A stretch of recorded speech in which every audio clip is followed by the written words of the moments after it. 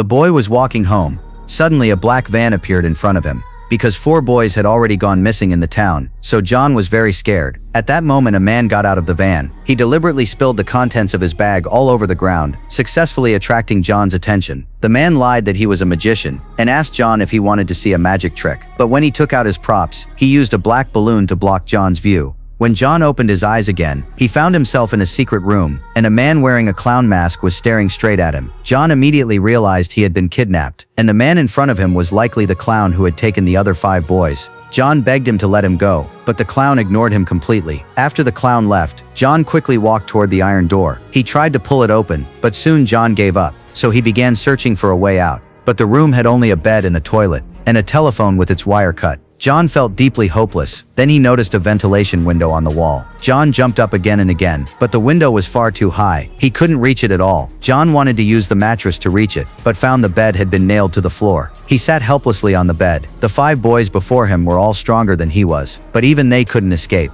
So how could he possibly have a chance? Just as John was sinking into despair, the phone behind him suddenly rang. How could a disconnected phone be ringing? John felt a chill of fear. When he walked over and picked up the phone, there was no sound from the other end. John wondered if he was hallucinating. But later that night he was woken again by the ringing. Half asleep he muttered, "Stop it already." Stop what? John was startled by the clown. It turned out the clown had been crouching in the corner watching him. John was terrified. He lied, saying he was hungry and asked for food. The clown thought for a moment and agreed. After the clown left, the phone rang again. Even though he knew it couldn't really be working, John still picked it up. This time a deep voice came from the other end. John hung up in fear. He had no idea who had called, but the ringing wouldn't stop. John froze for a few seconds.